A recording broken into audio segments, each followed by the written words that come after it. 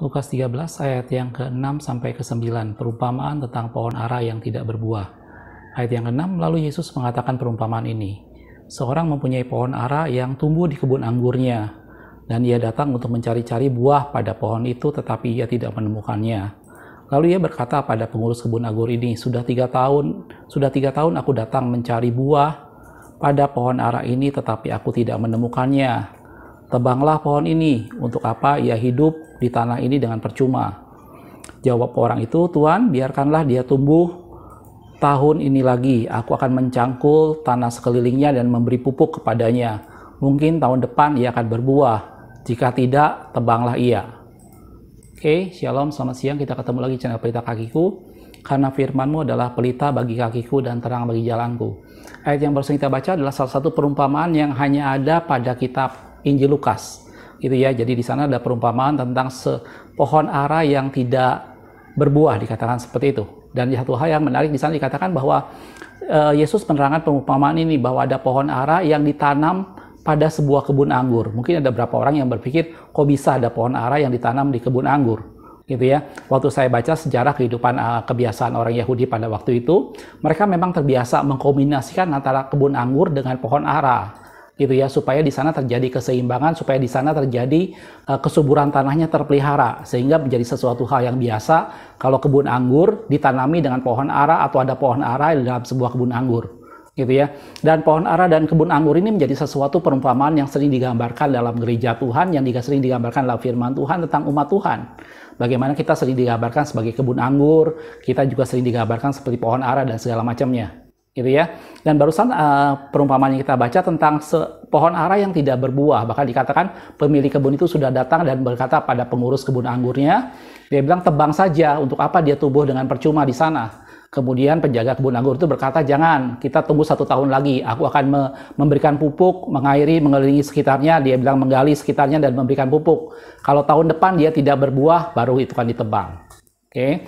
Pada video ini saya akan membahas mengenai hal berbuah di dalam Tuhan. Tentunya kata berbuah ini menjadi sesuatu hal yang kita cukup familiar. Biasanya kalau bicara soal kekristenan, ada 3 kata keramat yang sering disebutkan, yaitu berakar, bertumbuh, dan berbuah, gitu ya. 3 kata itu menjadi menjadi pasangan kata yang seakan-akan kunci dalam kehidupan kekristenan. Bagaimana seorang berakar, bagaimana seorang bertumbuh, dan kemudian bagaimana seseorang berbuah.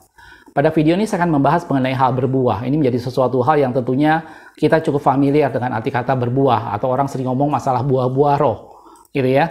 Saya ingin menekankan beberapa hal tentang hal berbuah. Tadi kita lihat dalam firman Tuhan dikatakan bahwa kalau pohon itu tidak berbuah, kalau pohon ara itu tidak berbuah, maka Tuhan akan tebang. Jadi berbuah atau tidak itu bukan sesuatu hal yang merupakan pilihan kita.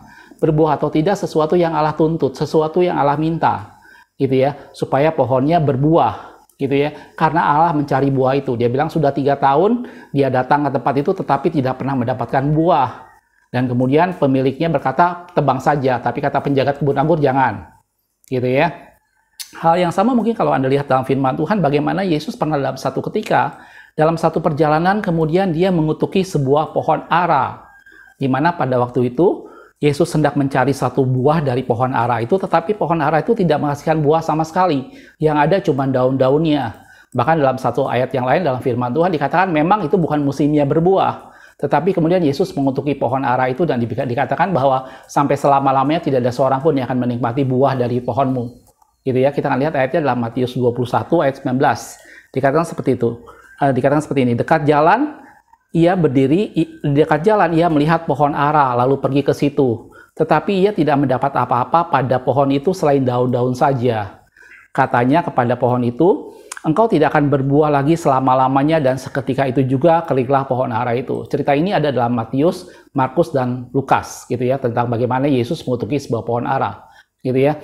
Nah, dari sini kita ingin sama-sama melihat tentang pentingnya hal berbuah, bahwa berbuah menjadi sesuatu yang tadi saya sudah bilang, itu bukan sesuatu pilihan, tetapi itu sesuatu yang Allah tuntut, sesuatu yang menjadi keharusan, dan kalau tidak itu akan ditebang dan dibuang, gitu ya. Nah, kita akan melihat beberapa hal yang penting mengenai hal berbuah ini, gitu ya. Kita akan luruskan. Biasanya kalau kita ngomong berbuah, biasanya kita selalu berpikir, mari kita berbuah supaya memberi dampak bagi orang lain, mari kita berbuah supaya orang lain melihat buah-buah roh yang kita hasilkan, gitu ya. Sebenarnya apa sih tentang hal berbuah ini? Kita akan melihat dalam firman Tuhan beberapa hal yang ingin saya tekankan mengenai hal berbuah.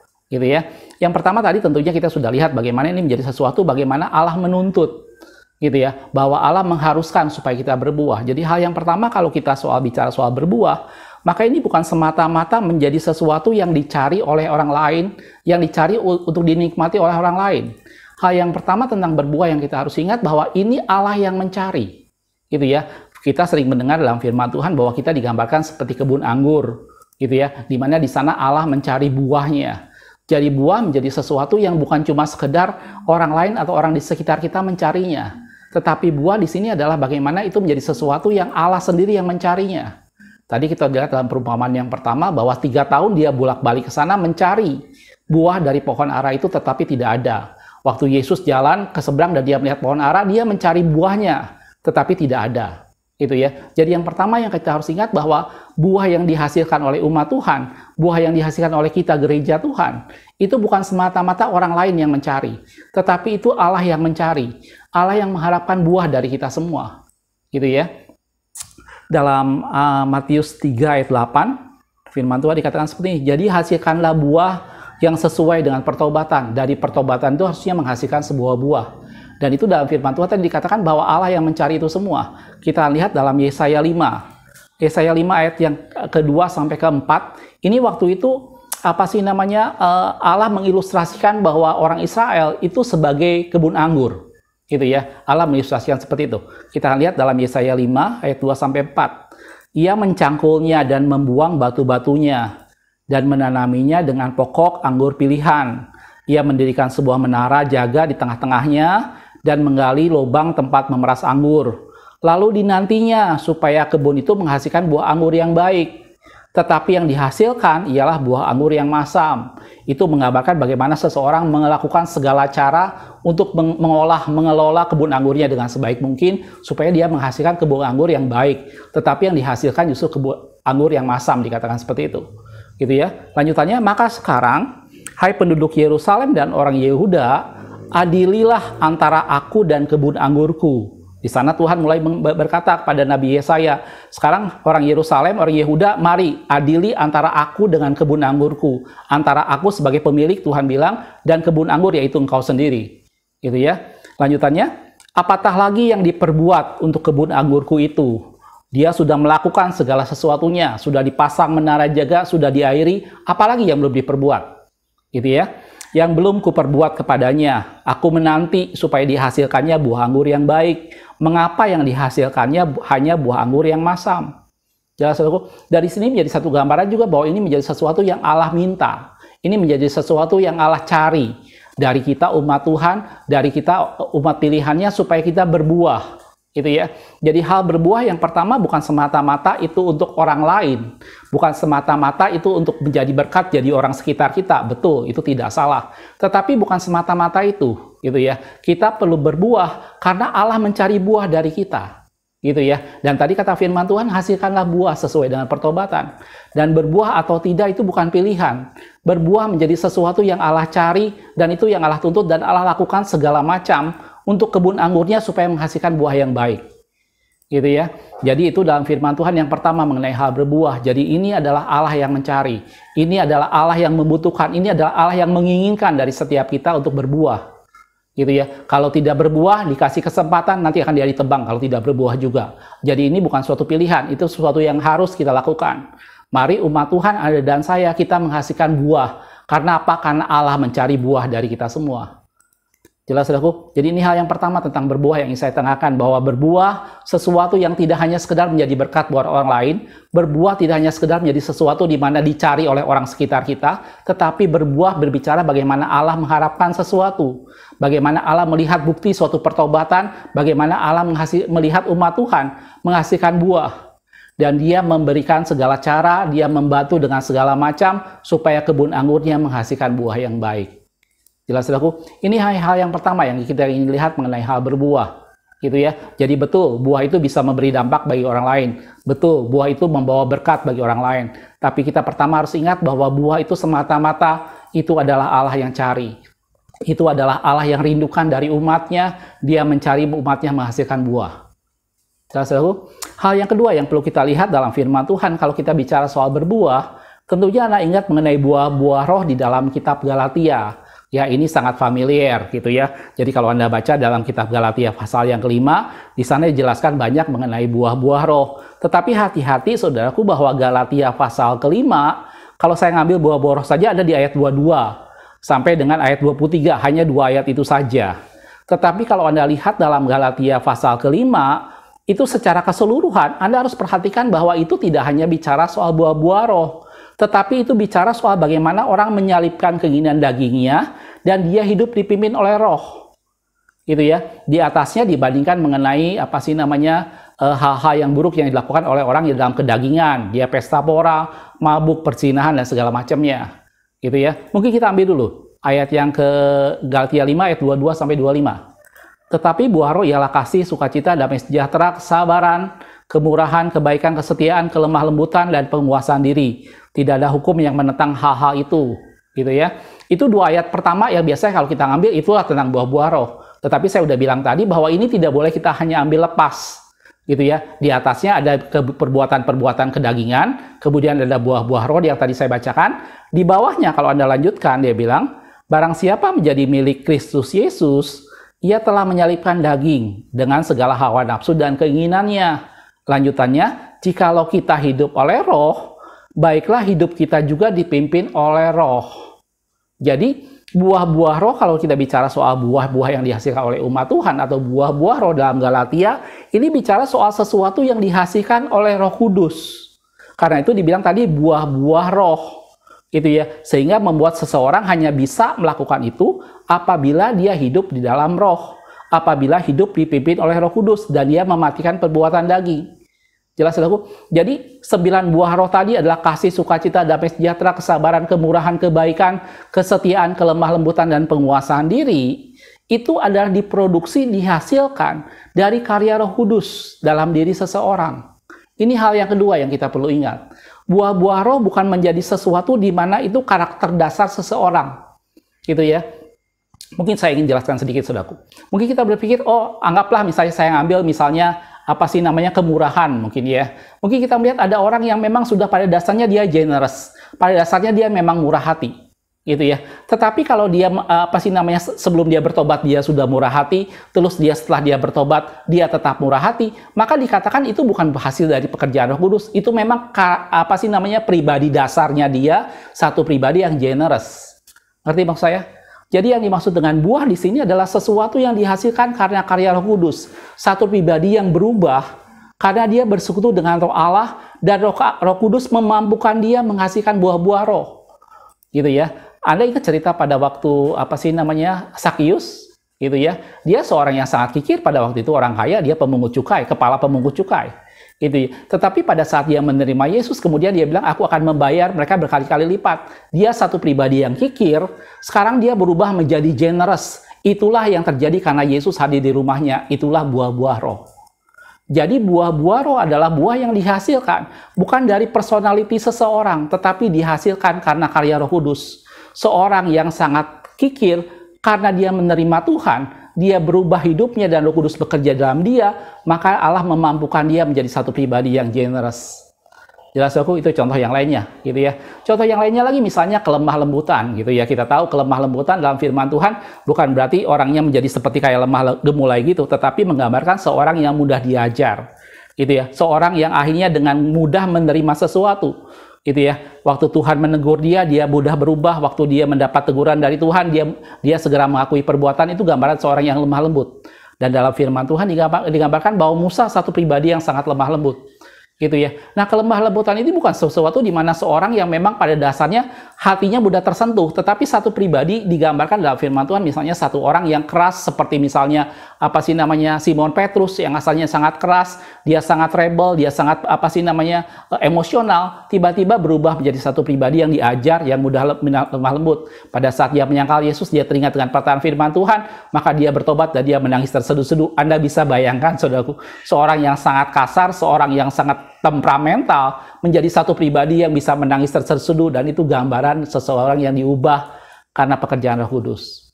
Jelas aku? Jadi buah-buah roh ini bukan sesuatu karena karakter atau temperamen dasar seseorang, gitu ya. Contoh lain lagi, misalnya sukacita. Sukacita. Anda mungkin kenal, ada beberapa orang yang orangnya fun, orangnya menyenangkan. Ada beberapa orang, kalau misalnya anak-anak cowok, biasanya ada orang-orang yang humoris, yang dimana dia ada selalu bikin sesuatu yang membuat suasana menjadi menyenangkan, gitu ya. Ada orang yang easy going, yang menghadapi segala sesuatu dengan sangat santai dan dia penuh dengan sukacita, gitu ya. Kita berpikir itulah buah-buah roh, bukan, saudara. Gitu ya. Sukacita yang dimaksud di sini adalah seseorang yang dalam kondisi yang tidak memungkinkan dia untuk bersukacita, tetapi ada pekerjaan Roh Kudus, maka dia bisa tetap bersukacita. Bukan seorang yang humoris sebenarnya, dia mungkin bukan seorang yang easy going, tetapi dia satu orang yang mungkin pemikir, atau satu orang yang cenderung serius, gitu ya, dalam satu kondisi yang berat yang sedang dia hadapi. Orang lain mungkin berpikir harusnya dengan kondisi yang dia hadapi dia tidak bisa bersukacita, tetapi dia bisa tetap bersukacita. Dalam firman Tuhan bilang, sekalipun pohon ara tidak berbuah, pohon ara tidak berbunga, pohon anggur tidak berbuah, kambing domba terhalau dalam kurungan, tapi aku mau tetap beria-ria di dalam Tuhan yang menyelamatkan aku. Sukacita bukan karena keadaan, sukacita bukan karena karakter diri seseorang, tetapi sukacita karena ada Roh Kudus di dalamnya, dan itu menghasilkan buah-buah roh, yaitu sukacita. Jelas, saudaraku? Begitu juga kalau kita ambil contoh yang lain, misalnya saya ambil contoh penguasaan diri. Saya tidak akan jelaskan satu-satu semua, saudaraku, nanti terlalu panjang, gitu ya. Misalnya penguasaan diri. Mungkin kita berpikir, oh, penguasaan diri itu gambaran orang yang supel, dia mudah bergaul, dia mudah menempatkan diri, dia seorang yang tidak mudah tersinggung, tidak mudah marah, gambaran seorang yang sangat kalem, gitu ya. Dan kita berpikir itulah orang yang punya penguasaan diri. Tidak, saudaraku. Yang dimaksud dengan penguasaan diri di sini adalah bagaimana seseorang yang sebenarnya dia mampu melakukan sesuatu, tetapi karena suatu rencana Allah, maka dia memilih untuk diam demi menghadapi sebuah rencana Allah. Saya ambil contoh, pada waktu Yesus disalibkan, banyak orang berkata, jika engkau anak Allah, turun dari salib, baru kami akan percaya. Sebagai satu pribadi, Yesus mampu melakukan itu. Tapi Yesus memilih untuk diam demi menghadapi sebuah rencana Allah. Dan itu adalah penguasaan diri. Jelas, saudaraku? Jadi ini semua 9 buah-buah roh, dari mulai kasih, sukacita, damai sejahtera, kesabaran, kemurahan, kebaikan, kesetiaan, kelemah lembutan, dan penguasaan diri. Ini tidak ada satu di antara mereka ini yang 9 ini yang lebih penting, mana yang kurang penting, tidak. Masing-masing menjadi sesuatu hal yang melengkapi kehidupan umat Tuhan, dan itu menjadi sesuatu hal di mana itu adalah hasil karya Roh Kudus di dalam diri seseorang. Bukan karena karakter, bukan karena situasi, tetapi itu semua karena Allah mengubah seseorang sehingga Roh Kudus bekerja dan dia bisa menghasilkan buah-buah roh. Jelas, saudaraku? Jadi hal yang pertama tentang hal berbuah. Yang pertama adalah berbuah itu adalah Allah yang mencari. Buah bukan semata-mata kita menjadi berkat buat orang lain, itu betul. Buah bagaimana kita orang lain bisa bersuka cita dengan keberadaan kita. Kita bisa memberkati orang lain, itu betul. Tetapi yang terutama buah adalah sesuatu yang Allah sendiri yang mencari. Allah mencari supaya kebun anggurnya menghasilkan buah, karena dia mau mencari buah-buah itu. Dan firman Tuhan katakan, hasilkanlah buah sesuai dengan pertobatan. Gitu ya. Dan ini bukan sesuatu pilihan. Kalau kita tidak berbuah, Allah akan menebangnya. Itu yang pertama tentang hal berbuah. Dan yang kedua, berbuah di sini atau buah roh, itu bukan karena karakter sifat dasar seseorang, tetapi karena Allah mengubah dia pada saat dia bertobat, dia penuh Roh Kudus dan karakternya berubah. Dan itu semata-mata hanya karya Roh Kudus yang memampukan orang itu. Gitu ya. Pada saat orang tidak bisa bersukacita, pada saat keadaan tidak memungkinkan dia bersukacita, dia masih bisa bersukacita karena ada Roh Kudus yang memampukan itu. Pada saat seseorang ditantang melakukan sesuatu yang dia bisa lakukan, tetapi dia memilih untuk diam dan membiarkan orang menghina dia, maka itu gambaran seorang yang punya penguasaan diri. Jelas, saudaraku? Dan itulah ada hal kedua tentang buah-buah roh. Jelas, saudaraku? Jadi yang pertama, itu adalah Allah yang mencari. Yang kedua, buah-buah ini dihasilkan karena karya Roh Kudus. Oke? Dan yang ketiga, kata firman Tuhan, kalau kita bicara soal berbuah, di dalam Yohanes 15 ayat yang ke-16 dikatakan seperti ini. Bukan kamu yang memilih aku, tetapi akulah yang memilih kamu. Saya yakin ayat ini cukup familiar ya, saudaraku ya. Dan aku telah menetapkan kamu supaya kamu pergi dan menghasilkan buah, dan buahmu itu tetap. Ayat ini seringkali dipakai untuk menggambarkan, karena itu aku menetapkan kamu supaya kamu pergi. Jadi seakan-akan kita harus berbuah kepada orang lain. Kamu pergi dan menghasilkan buah. Tetapi hati-hati, saudaraku, kalau kita lanjutkan ayatnya, aku telah menetapkan kamu supaya kamu pergi dan menghasilkan buah, dan buahmu itu tetap. Lanjutannya apa? Supaya apa kita Allah melakukan itu? Supaya apa yang kamu minta kepada Bapa dalam namaku diberikannya kepadamu. Jelas, saudaraku? Kadang-kadang kita hanya berpikir yang disebut dengan berbuah adalah Tuhan menetapkan kamu supaya pergi dan menghasilkan buah dan buahmu itu tetap. Tapi ayatnya tidak sampai sana, saudaraku. Gitu ya. Kata pergi di sini bukan berarti berarti kalau kita berbuah selalu buat orang lain. Bukan berarti begitu, tetapi Allah sudah menetapkan kita supaya di mana kita berada, apapun yang kita lakukan, kita menghasilkan buah. Jelas, saudaraku? Dan lanjutannya adalah menghasilkan buah dan buahmu tetap. Tapi ada lanjutannya, supaya apa? Supaya kita berbuah dan buah kita tetap, supaya kalau kamu minta sesuatu dalam nama Bapa, kepada Bapa dalam namaku, itu diberikannya kepadamu. Jadi hal yang ketiga tentang berbuah, ini bukan sesuatu hal yang hanya untuk orang lain dan bermanfaat bagi mereka. Tetapi berbuah di sini adalah memberi manfaat bagi kita sendiri. Gitu ya. Jadi yang pertama, berbuah itu adalah Allah yang mencari. Allah meminta dari kita buah. Yang kedua, buah itu bukan dihasilkan dari karakter kita. Buah itu bukan dihasilkan dari kepribadian kita. Tapi buah itu dihasilkan karena seseorang hidup oleh Roh. Dan Roh Kudus memampukan dia menghasilkan buah. Dan yang ketiga, buah itu membawa manfaat. Itu buat kita sendiri. Gitu ya. Dalam firman Tuhan dikatakan tadi, aku menetapkan kamu supaya kamu pergi dan menghasilkan buah dan buahmu itu tetap. Supaya apa? Kalau kamu berbuah tetap, maka kalau kamu meminta sesuatu kepada Bapa dalam namaku, itu akan diberikannya kepadamu. Jelas aku? Jadi hal berbuah berhubungan dengan sesuatu yang membuat kita bisa meminta sesuatu kepada Bapa dalam nama Yesus dan itu dikabulkan. Gitu ya. Dan pada saat Allah mengabulkan itu, Allah memandang yang meminta kita seperti pribadi yang adalah Yesus sendiri. Bagaimana kita menjadi serupa dengan Kristus, dan itulah tujuan kita, Allah meminta kita berbuah. Jelas, loh? Jadi hal yang ketiga tentang berbuah, bahwa ini menjadi sesuatu hal yang berguna buat kita sendiri.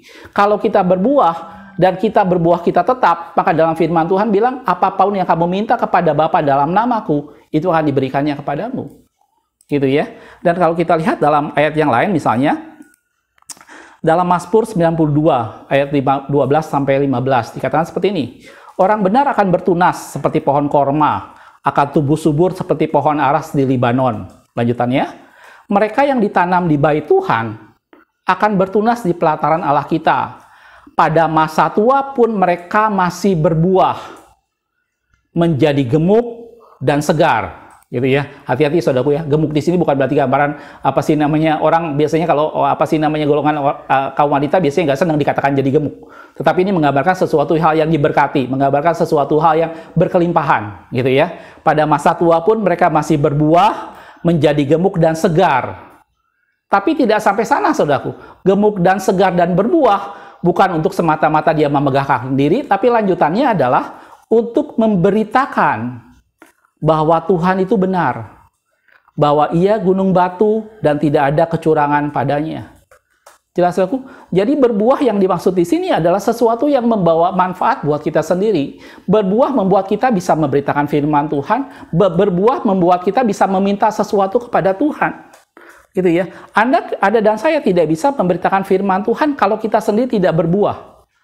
Gitu ya. Justru pada saat kita tumbuh subur dan berbuah dan menjadi gemuk dan segar, bahkan pada masa tua masih tetap berbuah, maka dikatakan kita bisa memampukan untuk memberitakan perbuatan dia, bahwa tidak ada kecurangan padanya dan tidak ada Allah seperti dia. Gitu ya. Dan tadi dalam firman Tuhan bilang, aku menetapkan kamu untuk pergi dan berbuah dan buahmu itu tetap, supaya apa yang kamu minta kepada Bapa dalam namaku diberikannya kepadamu. Jelas aku? Ini 3 hal penting yang ingin saya sorot mengenai hal berbuah. Jadi betul, berbuah itu bagaimana kita memberi dampak bagi orang lain, bagaimana orang diberkati karena keberadaan kita, betul. Tapi bukan cuma itu, gitu ya. Kalau kita bicara soal berbuah, yang pertama ingat bahwa Allah lah yang mengharapkan buah dari kita, gitu ya. Kita melakukan semuanya, kita berbuah bukan semata-mata untuk menyenangkan orang di sekitar kita, bukan. Kita berbuah karena Allah mengharapkan dari kita buahnya. Dialah pemilik kebun anggur, dan kita adalah kebun anggur itu sendiri, dan dia mencari buah dari kebun anggur itu. Dia memasang menara jaga, dia memupuki, dan segala macam dilakukannya. Apalagi yang dia harus lakukan supaya kebun anggurnya menghasilkan buah yang manis. Jadi yang pertama adalah berbuah itu bukan pilihan, itu adalah Allah yang minta dari kita. Hal yang kedua, berbuah itu bukan diproduksi dari kemampuan kita, bukan diproduksi dari personality kita, tetapi berbuah datang karena semata-mata karya Roh Kudus. Berbuah datang semata-mata karena seseorang yang tidak mampu melakukannya, secara daging diubah oleh Roh Kudus sehingga dia bisa melakukannya, dan dia tidak hidup lagi oleh daging, tetapi dia hidup dipimpin oleh Roh, dan dia menghasilkan buah-buah Roh. Itu hal yang kedua. Dan yang hal ketiga, berbuah itu berguna buat kita sendiri supaya kita bisa memberitakan perbuatan Allah, supaya kita sendiri bisa meminta segala sesuatu kepada Bapa dalam nama Yesus dan kita menerimanya. Itu 3 hal penting mengapa kita harus berbuah. Itu diminta oleh Allah, Allah mengharapkannya, itu adalah hasil karya Roh Kudus, dan itu berguna buat kita sendiri. Jelas, saudaraku? Nah, sekarang bagaimana sih caranya supaya kita berbuah? Kita sering ngomong, ayo berbuah. Tadi saya udah bilang, seperti magic word kalau dalam kekristenan tentang 3 kata, yaitu berakar, bertumbuh, dan berbuah. Gitu ya. Sekarang bagaimana sih apa kata firman Tuhan tentang hal berbuah? Gitu ya. Yang pertama, kalau kita perhatikan dalam firman Tuhan, kita selalu mengilustrasikan bahwa kita seperti kebun anggur. Tentunya kalau kita bicara soal ranting-ranting anggur, maka Kristus yang menjadi pokok anggurnya. Betul, saudaraku? Gitu ya. Nah, kalau kita lihat dalam firman Tuhan tentang bagaimana caranya kita berbuah dalam Yohanes 15 ayat 4 sampai 5. Ini tentang pokok anggur, yang saya yakin ayatnya kita semua sudah familiar. Dikatakan seperti ini, tinggallah di dalam aku dan aku di dalam kamu. Sama seperti ranting tidak dapat berbuah dari dirinya sendiri. Ini yang harus dicatat, saudaraku. Jangan kita berpikir bahwa ranting mau berbuah kreasi atau produksi dia sendiri. Gitu ya. Ranting hanya bisa berbuah untuk menyalurkan apa yang dia dapat dari pokok anggur. Karena itu saya bilang, berbuah ini adalah karya Roh Kudus.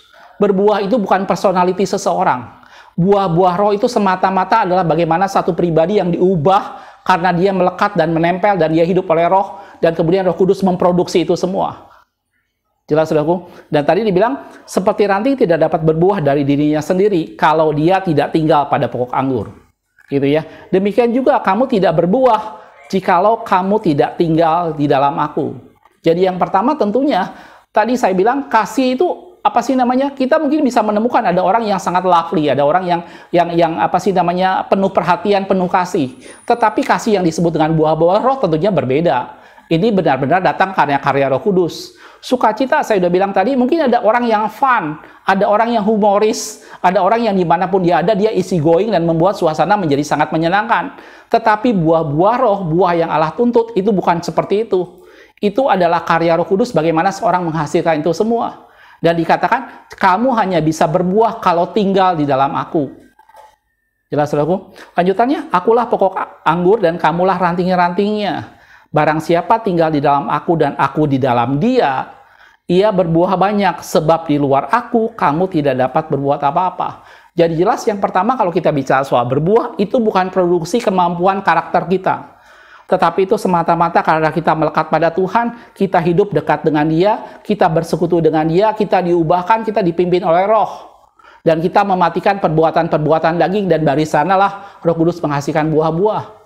Gitu ya. Seorang yang pemarah bisa berubah menjadi satu pribadi yang dengan lemah lembut. Seorang yang sangat emosional, seorang yang sangat tidak sabaran bisa berubah menjadi satu pribadi yang penuh dengan penguasaan diri. Seorang yang banyak berpikir, yang banyak tekanan bisa berubah menjadi pribadi yang penuh dengan sukacita. Gitu ya. Dan itu gambaran semuanya karena dia tinggal di dalam Kristus. Gitu ya. Karena itu saudaraku, sebenarnya berbuah atau buah ini harusnya bukan membuat seseorang dipuji, tapi membuat seseorang melihat karya Tuhan dalam diri seseorang. Gitu ya. Buah yang kita hasilkan buat orang lain, saya udah bilang tadi, betul, buah itu membawa berkat bagi orang lain. Betul, buah itu membawa dampak, tapi yang terutama buah itu Allah yang cari. Dan kalaupun misalnya itu membawa berkat, membawa dampak bagi orang lain, harusnya bukan membuat orang lain memuji kita, bukan membuat orang lain mengagumi kita, tapi buah itu membuat orang lain melihat karya Tuhan dalam hidup kita. Itulah tujuannya buah-buah roh.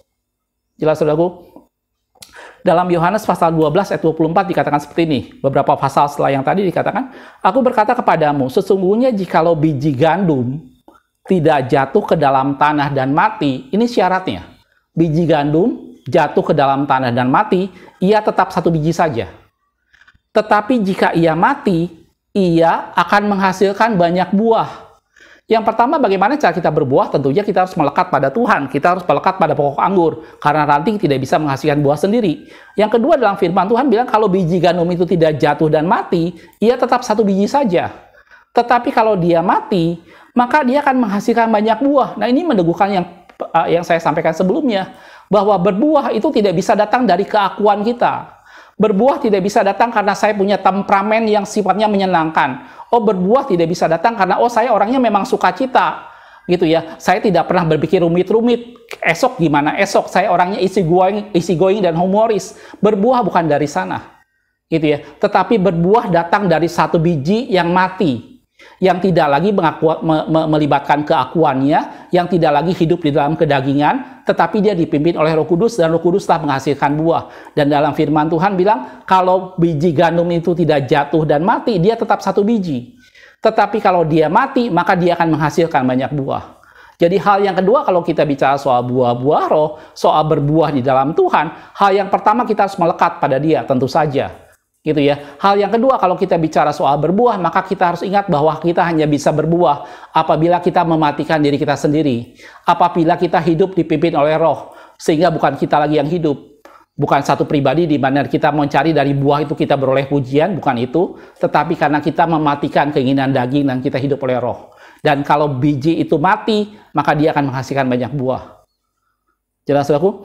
Dalam Yudas 1 ayat yang ke-12 dikatakan, mereka inilah noda dalam perjamuan kasihmu, gitu ya, di mana mereka tidak malu-malu melahap dan hanya mementingkan dirinya sendiri.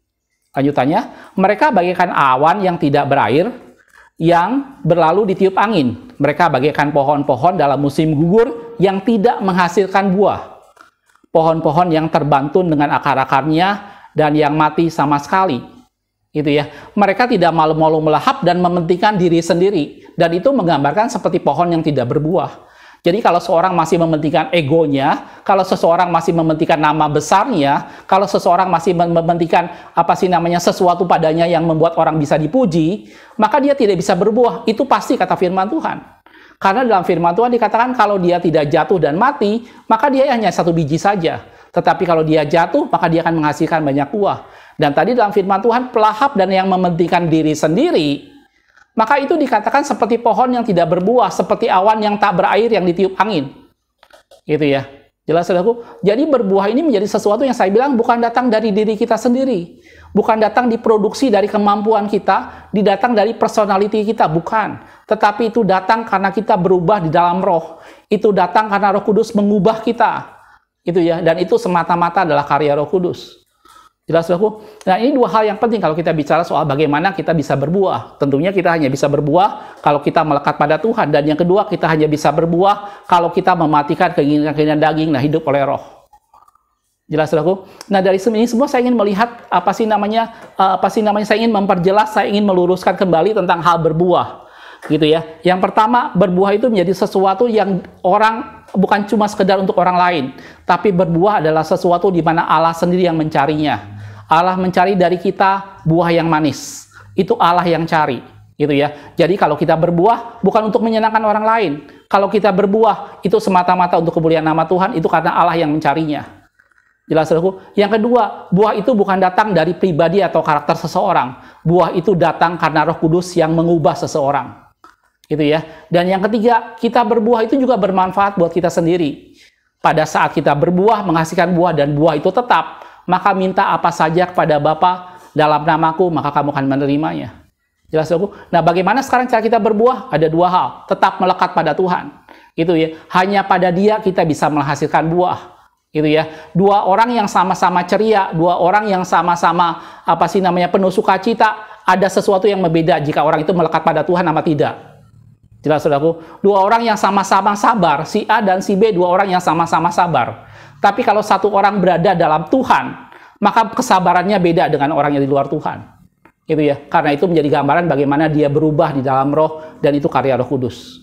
Gitu ya. Dan yang kedua, bagaimana cara kita berubah? Kita mematikan keinginan daging. Hanya dengan kita mematikan keinginan daging, maka Roh Kudus bisa bekerja dan menghasilkan buah-buah.